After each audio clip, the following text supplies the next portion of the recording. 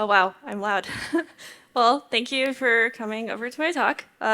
Hopefully this is the talk that you're looking for. We'll be going into things with Kubernetes with like authentication and authorization, and then I'll be demoing some stuff over at the end. So my name is Tiffany Jernigan. If you still use Twitter or X, my handle is over there. And if you're curious as to what I am up to with a bunch of conferences and stuff, I have a website there. And I guess if you are hiring for DevRel, please let me know. And also the QR code at the end over there is for these slides. Okay, so I guess the first question here, I'm just going to ask, who has used Kubernetes before? Okay, so most everyone. All right, cool. So if someone is to just go and say auth, you don't necessarily know what they're talking about. Maybe it could be authorization, maybe it could be authentication, maybe it could be both. So to just kind of make sure that everyone is on the same page and level set. So for authentication, or as people sometimes just call it as authn, that's basically a matter of like, who are you? And then we have authz, or authorization, which basically is like, what are you allowed to do? So first, I'm going to go into authn. There's a link down at the bottom if you want to like look into the Kubernetes documentation to see a bunch more of that. So there's a few different ways that you can go about with provisioning users. Kubernetes is pretty flexible here. So for one, you could end up using TLS certs. So maybe that could be with your own CA or not. But since the Kubernetes API server, it doesn't support cert revocation, you should definitely make sure that you're using short-lived ones in case something ends up happening, someone ends up getting access. At least maybe if it's shorter, it won't be as long of a window where something bad could end up happening. There is also OIDC tokens, so you could use that with any OIDC provider, so maybe something like Dex or Keycloak or something SaaS like Okta. And then you can in turn plug that into, say, if you're using a cloud provider with that cloud's IAM. Like, for example, you can map like cloud provider users to Kubernetes users, or you could use service accounts to provision users. And just like as a little fun note, in Kubernetes, you don't actually go and like create a user. You give, for example, to like create deployments, you give permission to like say Jane.do. And as long as someone shows up with a valid cert, or OIDC token for Jane.do, then they can go and create pods. Okay, so let's look a little bit into certificates.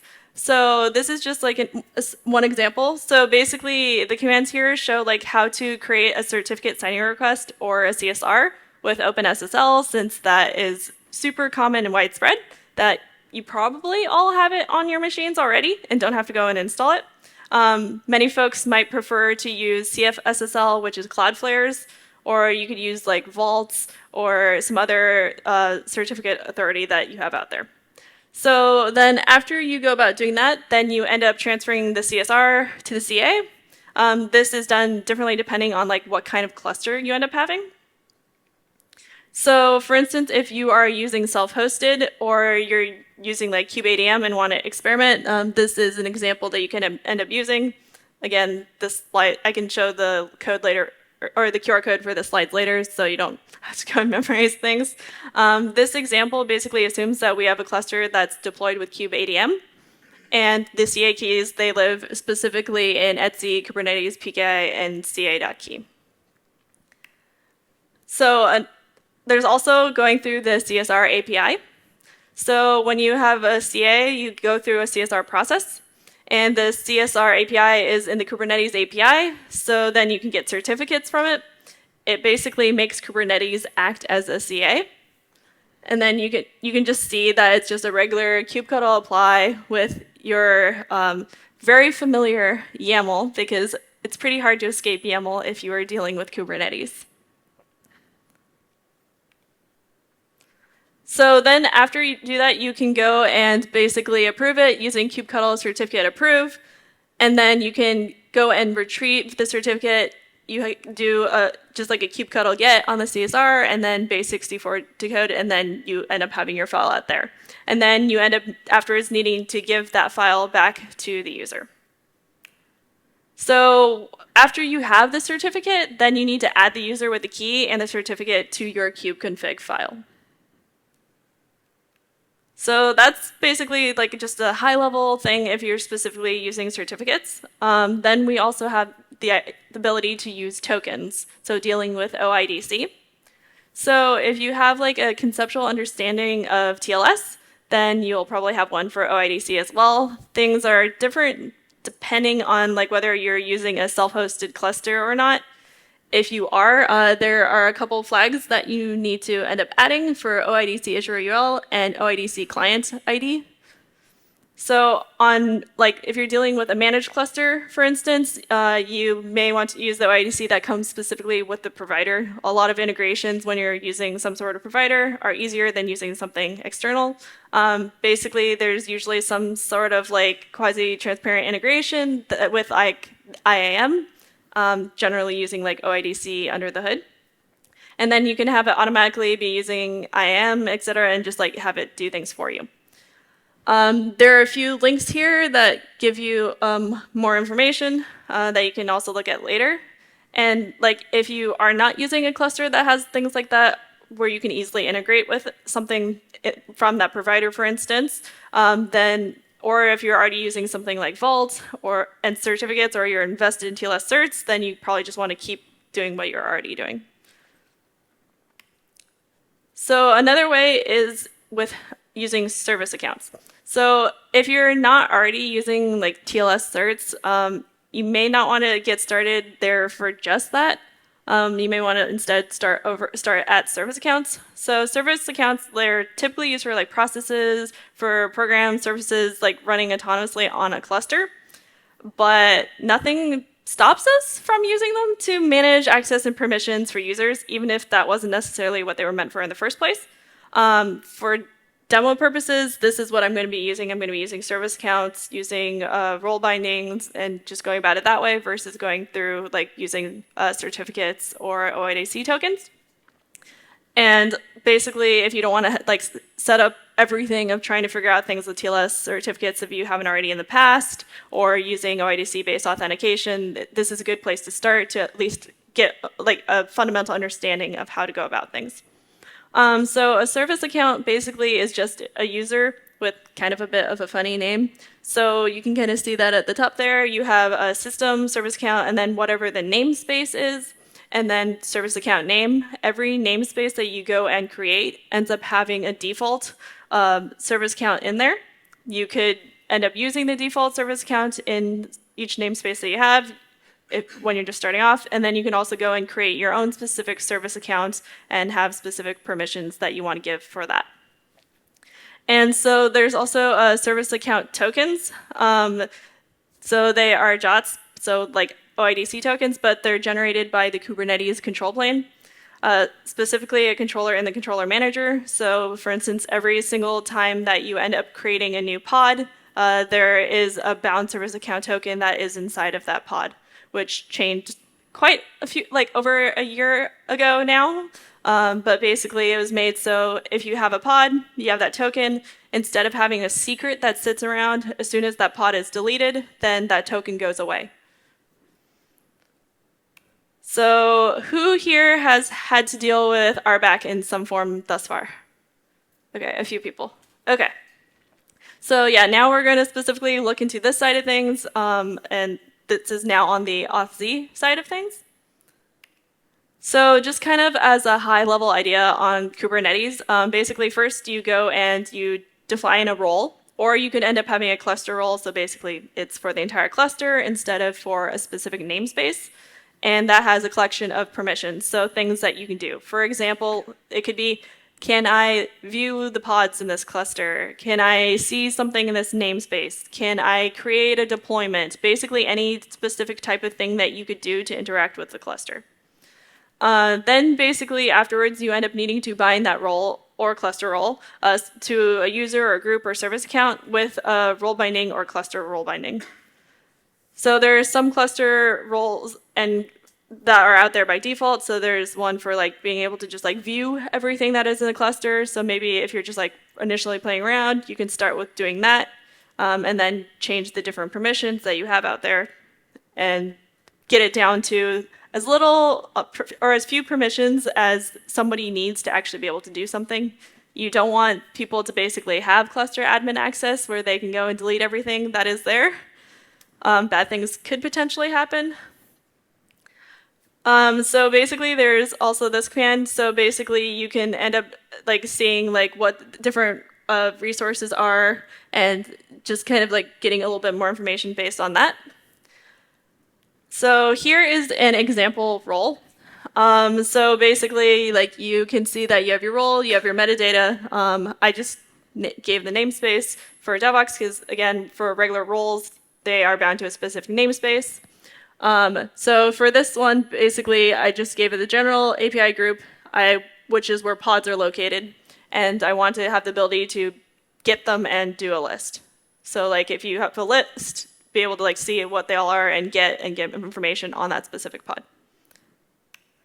But just having that role not attached to anything doesn't really help you out. You can't actually do anything with that. Then you need to have a role binding.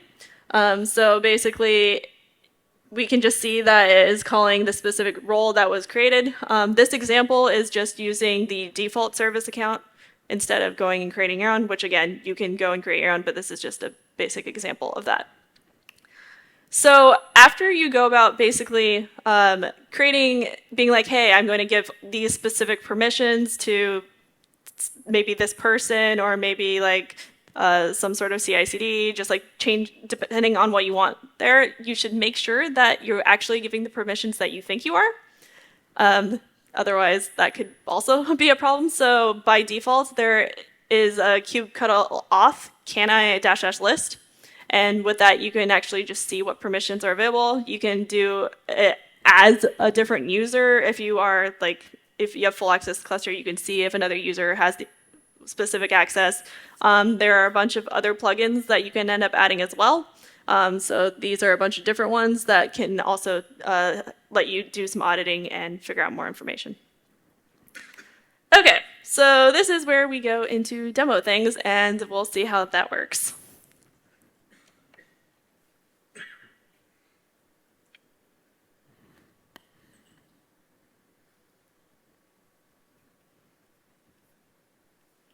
Okay, so I am going to attempt to split my tab.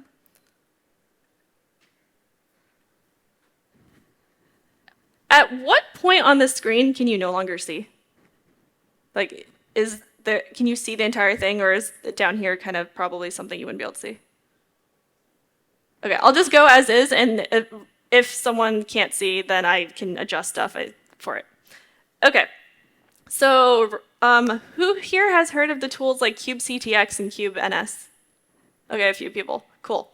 Yeah, so if you haven't, basically it just makes it easier to, instead of a longer command that you have to do with kubectl, to be able to switch between Kubernetes. So kubectx, basically you can switch between your Kubernetes contexts, so between basically your different clusters that are in either whatever level of kubeconfig that you have set. So right now I just have one file as my kubeconfig. You could have your kubeconfig set to multiple different files, and it would be able to see all the different ones here. For this demo, I'm just basically using a kind cluster.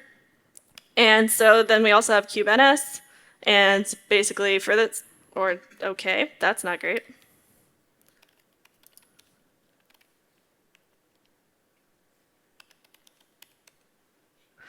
Okay. Demos, yay. Okay, so basically for kubeNS, it's the same idea, but you can switch between namespaces. So instead of doing like kubectl-n namespace for if you have a ton of different commands that you're trying to run, that can become a lot. So you can actually use kubeNS, and if you are in a specific namespace, every single thing that you run will be in that namespace. Okay, so I guess now's the question. Can people see all this down here at the bottom? Okay, cool. All right, so the first thing I am going to do is I am going to go and create a role.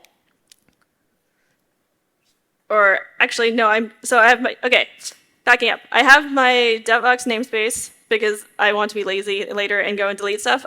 So I'm just going to use Nginx, and I'm going to just create a couple of deployments.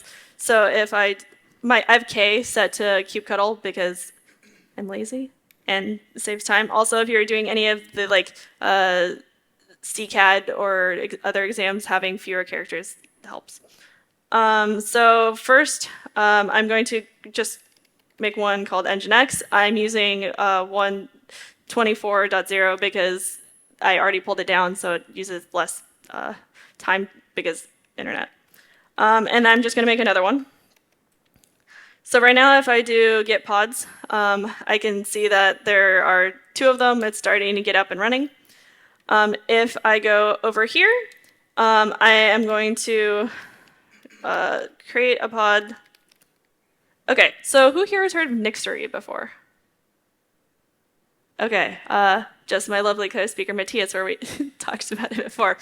So basically, with Nixery, instead of having, like, it's really nice, especially for testing, instead of having to create like a Docker file and be like, here, I'm going to apt-get install, like for this, like I need to make sure I have shell, I want kubectl, I want curl, JQ, vim, like instead of having to have go and install that stuff with Nixery, there's a bunch of different tools that if you just backslash all the different ones there, it basically creates a container that has all of those things installed in it. And I guess I should have been, oops. I installed a new thing that lets me see what I'm typing, but I have to actually hit sideways for it to actually go and start doing that. But I should have started running that while I was talking, because this one I did not actually pull down in advance, because poor planning. So hopefully this ends up coming up reasonably quickly. Let's see what we have going on here. So we have the other 2 running. This is taking its sweet time, but basically what I'm just doing is I am creating a new pod basically that I'm going to be entering and using just bash to be able to interact with it. Did plan poorly by not pulling this down previously. So hopefully this does not end up taking too long. But basically what I'm going to end up doing next is like within this pod, since I end up I have kubectl in there to be able to see like what kind of permissions that I have from within a pod that is running inside of the cluster versus where I'm just directly running it. Oh, great, timed out. Let's see. And I don't think I actually care about Vim. Okay, it already exists. And it's terminating. Demos. All right. Let's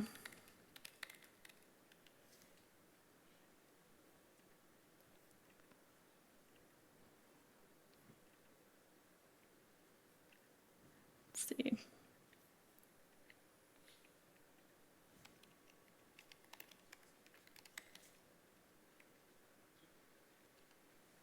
Still exists. The internet.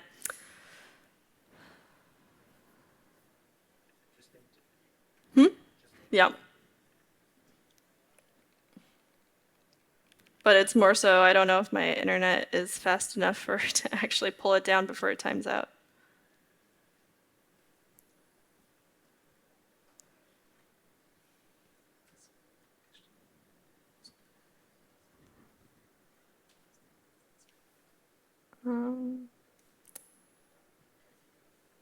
All right, I guess while this does its thing, maybe I'll just start explaining stuff from the slides that I have the commands.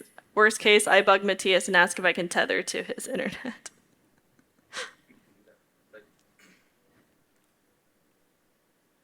All right.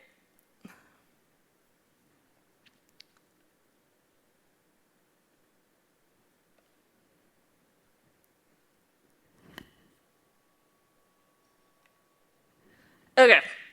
So, yeah.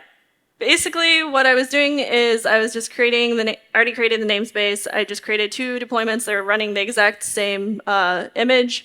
Then going and attempting, and currently failing. Yeah, it timed out waiting for the condition again. All right. Let me try one more time while it's running this. And then, yeah, Matthias, I might need your help. Yeah, so then basically what we try doing is to do a kubectl get pods, and it will not end up working. Okay, I got in. You got in? Yeah. Thank you. All right, let me exit out of slideshow. Sorry about the technical difficulties. Okay, cool. And then I'm just gonna split this pane as well. Okay, so, oh geez. Okay, so right now if I did a kubectl get pods, we can see that basically it says that it's forbidden and that I can't access the resource in the namespace devox. So if I were to do, like if over here, if I did a kubectl auth can I dash list, we can see here with this star, and it's a little hard to see, but basically when I'm over here, not inside of pod, I have access to do everything that I want on this cluster. Within a pod, I currently do not. So basically what we need to do here is this is where we need to end up creating a role and a role binding. So if I were to go and do create role, and this is just the one that I was mentioning earlier for being able to go and get pods. Oops. There we go. Okay, so then I end up needing to create, I need to create a role binding as well. And then I'm just, for now, using the default service account since I'm not creating one at the moment. Okay, so now I have that role and I have that role binding. So what if I go over here now, if I do a kubectl get pods, I can actually go and see them because I gave myself permission to that. If I wanted to take a look, I could do a k get role get pods -o YAML. We can just see it again. Basically, I just have get and list.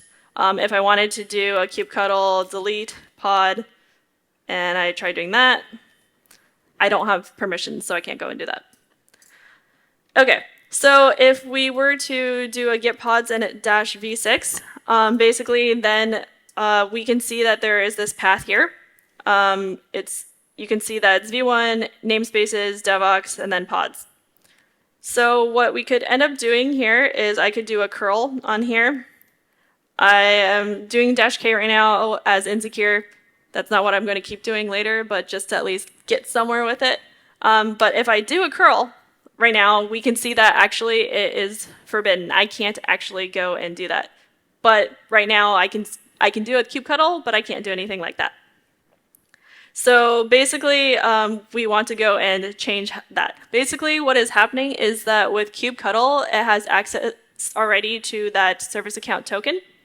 Whereas right now, if I'm just doing this curl, it doesn't know anything about that.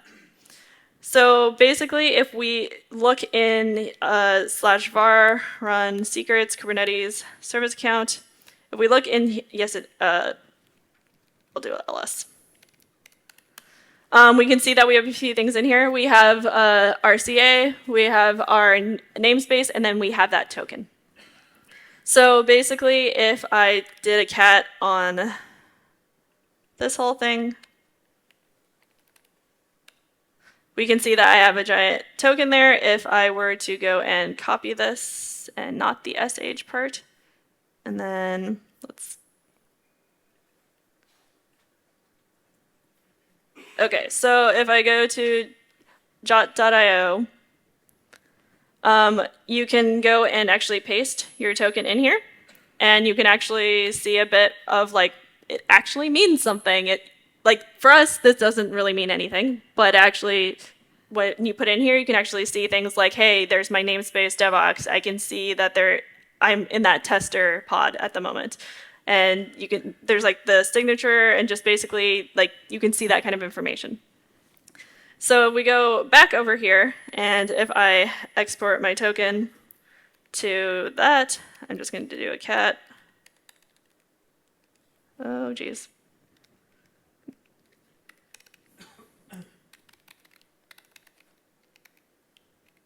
Actually, let's just try pasting and see what happens. Sometimes it doesn't work out so well.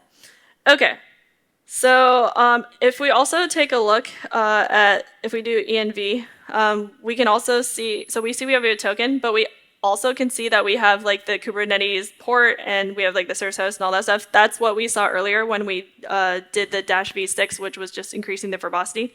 So you can see those things there. You could use environment variables instead, basically, if you wanted to.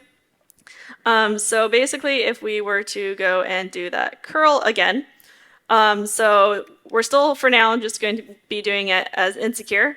But this time we are going to add this token. So we've had a header specifically for that. So then you give it authorization, and then bearer, and then our token.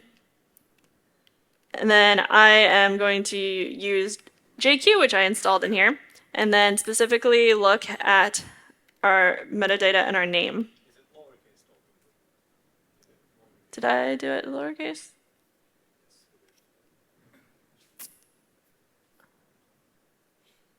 Yeah, I did. Okay. That was the first. Thank you.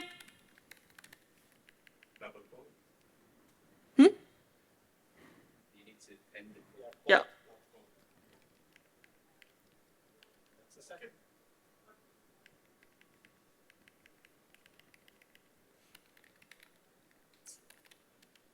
Okay. So yeah, basically we can go, now that we have that token, we can go and see what we actually have access using curl and can see what the different pods are that we have running. Instead of using this -k for insecure, basically if we go back over here, we can end up giving the CA cert that we saw in the same directory.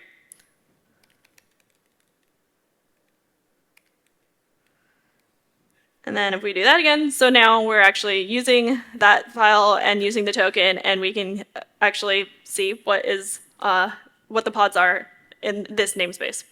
And okay, so now if I were to go and try creating another container that I'll be entering, so if I do,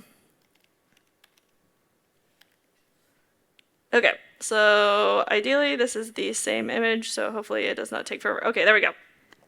So right now, if I were to also try doing this curl,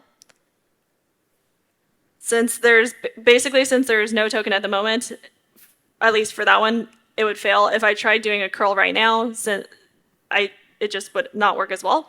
But basically, if I were to do export, and I guess I'll do lowercase since I did that earlier.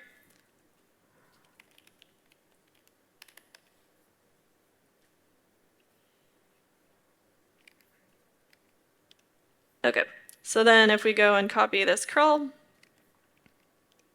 we can actually see everything still. So basically I am running in a, like if we look over, let's see, here. So if I do kget po, I have those two different pods are running. So one of them is my tester one, which is the one that has the token originally. And then in the one that I have called parrot, I am using the token from tester to be able to actually see everything see all the pods.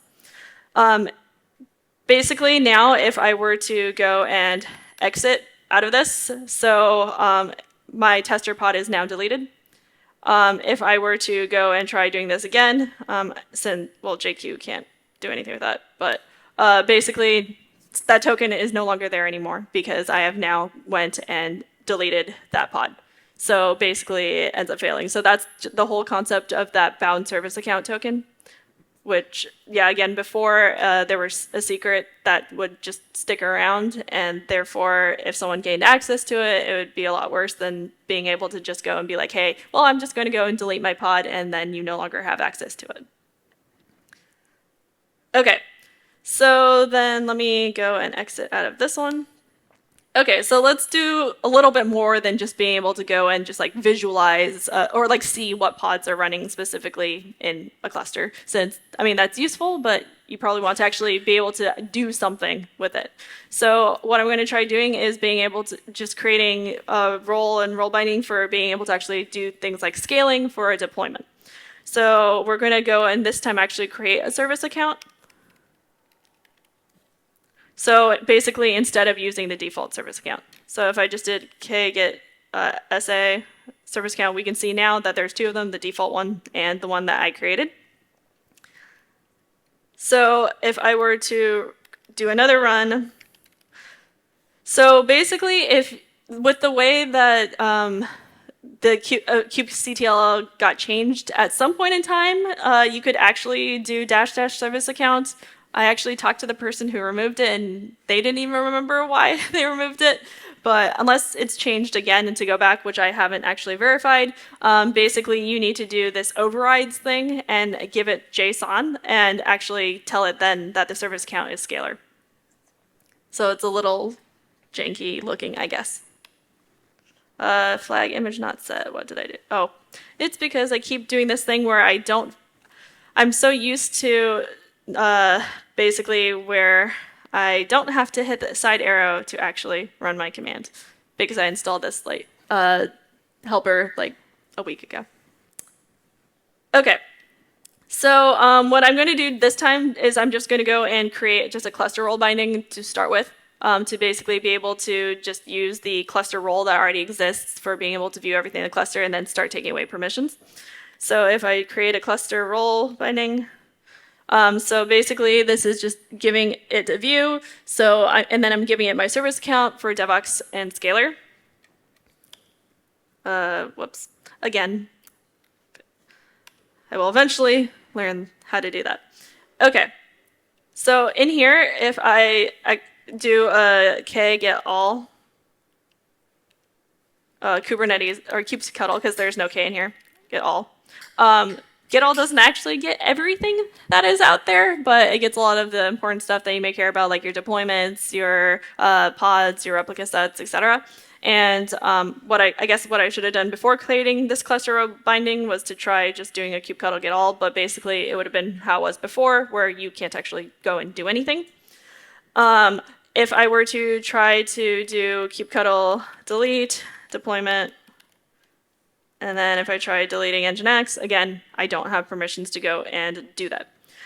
So what I'm going to now do is I'm going to end up creating a role that basically makes it so that I can actually go and do something with the deployments. Because like right now, if I did a kubectl scale deployment,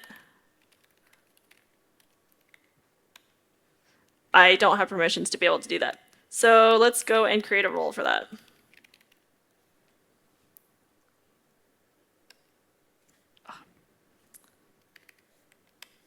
Okay, and then we also, of course, need to go and create a role binding as well.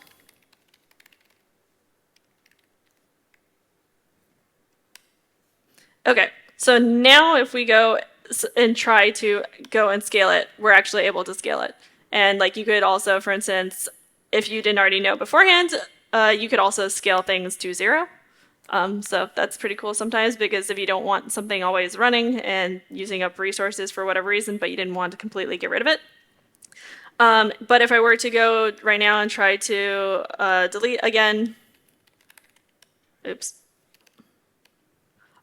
Basically, I still don't have permissions to be able to go and do that. If I were to then delete this cluster role binding, if I were to try doing a scale, if I were trying to scale it again, it gives this weird error, basically saying that there's no objects passed to scale, but basically as a result, I can't go and scale it anymore since I deleted my permissions to be able to since I can't view what's in there, I can't actually see what the different things are, so I can't go and scale it because I don't know what it is. So what we can do is we can actually go and edit our scalar role, because I don't want to make it so that people have access to be able to see everything inside of the cluster. I would want them to specifically be able to only see things in my Devox namespace. So some of the things that with using kubectl, you can have a bunch of flags. You could go and create there's the ability to go and create role bindings and roles, but it doesn't let you do everything that you want with it. So certain things, like for this one, if I have a deployment set / scale and a patch, if I were to try also giving it deployments and get, it ends up putting it all together. But I don't necessarily want to be able to do a patch on just deployments as a whole. I only want to be able to patch scale. So basically what I could go do is copy this. And then we get just go and change this. And I'm not as good at Vim as I used to be anymore. And then I want to be able to do a get on it. Oops. Okay. So now if we were to do that, I can do that again, and I no longer have full access to see everything that's inside of my cluster. I can basically just see stuff that is in this namespace. So basically, if I were to do, like, if I did a kubectl get namespace, actually, let's just try it here. Kubectl get namespace. So let's see, we have kube system. So if I tried getting pods in kube system, oops. Again, I can't go actually and do that. And if I did a kubectl get deployments, basically, like, let's see. So, yeah, basically you can't list it in the apps namespace for DevOps. So basically, right now, there's just only a certain level of things I can do. Because if we take a look back at the role that I created, so if I did get role scalar, YAML, we can see that I specifically set it so that it only can do stuff with the Nginx resource. So basically, if I'm trying to do see like what are all the deployments that are inside of my cluster in my namespace, I still can't even do that. So basically, just going and eliminating things down. So first, we started with cluster view, where you could see everything that is inside your cluster. And then jumping that down to being able to, then the next thing that you might do is be able to see like everything that is running inside of your specific namespace, but then maybe there's only a specific resource that you want people to actually have. So here, if we try doing get deployment on Nginx, we can actually go and see that. So yeah, basically just like going through and doing things like that, and then like if you were to do a kubectl auth, can I dash list? It's a little hard to see, but you can't see as much here. But basically, if we were to also do it over here, at the very least, we can see here that the full access to be able to do literally every single thing that we want to do. We can't go and do that over here. So basically, just like being able to check, hey, is this what I expect? Is it not? And playing around with that and just getting a broader understanding of that. And things like this are also super useful if you're dealing, again, with things like the CKA or the CCAT exam, etc. So just can go and play around with things like that. So if I go back to my slides.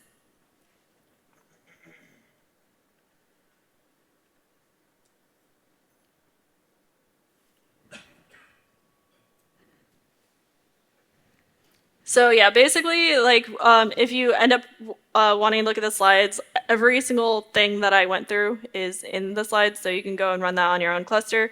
I was doing everything inside of a kind cluster because it doesn't cost extra money to be able to run that. You could go and obviously do that on some managed provider that you want as well. And then, yeah, I guess I talked a little bit fast, but thank you for coming. Special thanks to my friend Jerome Petazzoni, who taught me some of the stuff in here about like certificates and tokens that I didn't know in advance. And if you want to look at the slides, the QR code is there, so that way you can just go and play around with it yourself. So yeah, thank you.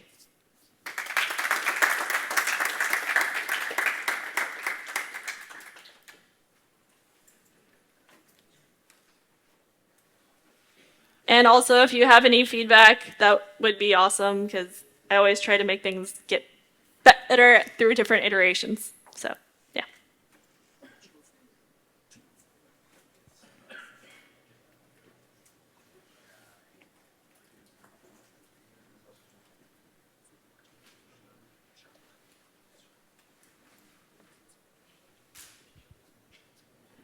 There's the question. Is there a question? Yeah, I couldn't see with the like.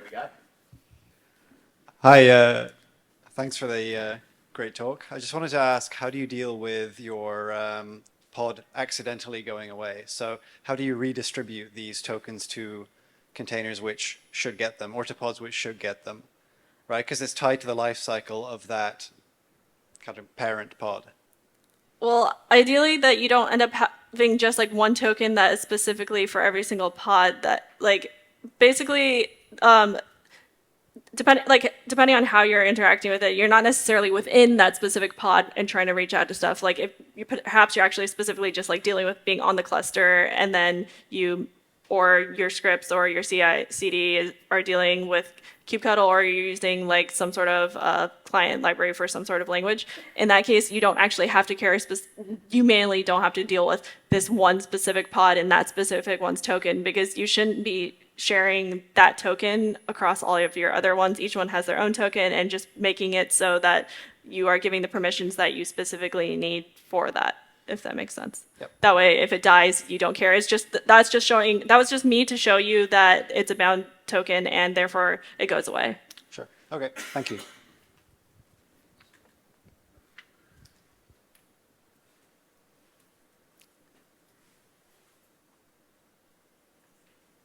Anything else? Awkward staring? Everybody ready for the DevRex party? All right. Well, yeah, thanks again so much, and have a good rest of the conference.